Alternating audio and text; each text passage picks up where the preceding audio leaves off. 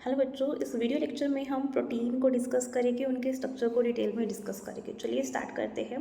सबसे पहली बात, प्रोटीन को पढ़ने की ज़रूरत ही क्यों है? क्योंकि अगर हम हमारी बॉडी में बात करें तो मसल का स्ट्रक्चर भी किस पे डिपेंड कर रहा है बेटा? तो डिपेंड कर रहा है प्रोटीन प्रोटीन इंट्रैक्शन पे। इवन मसल कॉन्ट्रैक्शन होता है, स्केलेटल मसल कॉन्ट्रैक्शन होता है, उसमें भी तो actin mass and contractile protein ही होते हैं।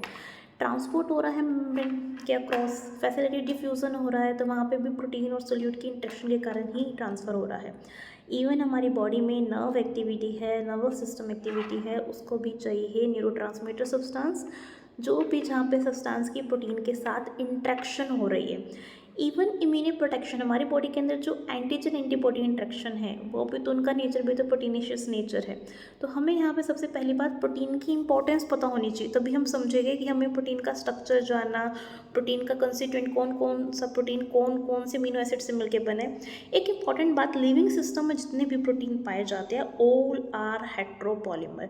जितने भी प्रोटीन लिविंग सिस्टम में पाए जाएंगे सारे के सारे क्या होएंगे? सारे के सारे होएंगे heteropolymer. It means they are made up of different types of amino acids. This is very important point for protein. अब हम यहाँ पे आते हैं प्रोटीन के फंक्शंस के लिए। अगर हम बात करें प्रोटीन की फंक्शन की तो तीन इंपॉर्टेंट फंक्शन मुझे पता है जी प्रोटीन के। तीन इंपॉर्टेंट फंक्शन क्या पता है? कैटालिसिस, मतलब हमारी बॉडी में almost all enzymes are proteinaceous in nature except ribosomes जो कि आरएनए से मिलकर बना है। Almost all enzymes are proteinaceous in nature. Body में इतनी सारी मेटाबॉलिक एक्टिविटीज़ हो रही है और लगभग मेटाबॉलिक एक्टिविटीज़ के लिए वी नीड इंजाइम्स, और enzymes are proteinaceous in nature. Imagine, बिल्कुल अमेजिंग पॉइंट है ना ये ट्रांसपोर्ट के लिए। हमें जो फैसिलिटी डिफ्यूज़न कराना है तो हमें वहाँ पे क्या चाहिए? ट्रांसपोर्ट करने के लिए कोई प्रोटीनेशियस सब्सटेंस चाहिए सो दैट ट्रांसपोर्ट अच्छे से हो सके। इसके अलावा इंफॉर्मेशन ट्रांसफ़र करने के लिए हार्मोन्स, बहुत सारे हार्मोन्स प्रोटीनेशियस पेप्टाइड्स नेचर के होते हैं। फॉर एग्जांपल इंसुलिन जो सबसे बहुत बढ़िया हार्मोन है, हमारे ब्लड ग्लूकोज लेवल को कंट्रोल करता है, वो भी तो वही अमीनो एसिड से मिलके बना है।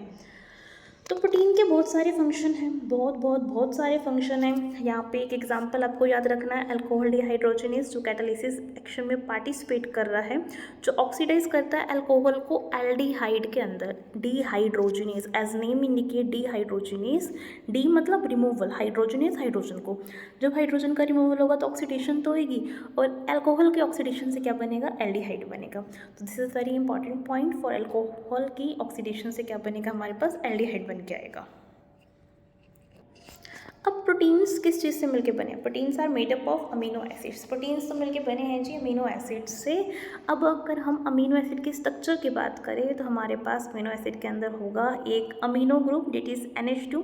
यहाँ पे ये हमें स्ब्यूटारायन फॉर्म में शो किया हुआ है, तो please remember this is in the स्ब्यूटारायनिक फॉर्म। स्ब्यूटारायनिक फॉर्म के अंदर एक पॉजिटिव चार्ज होगा और एक नेगेटिव चार्ज होगा, मतलब हमें प्रोटॉन डोनर प्रोटॉन एक्सेप्टर के बारे में शो किया होगा।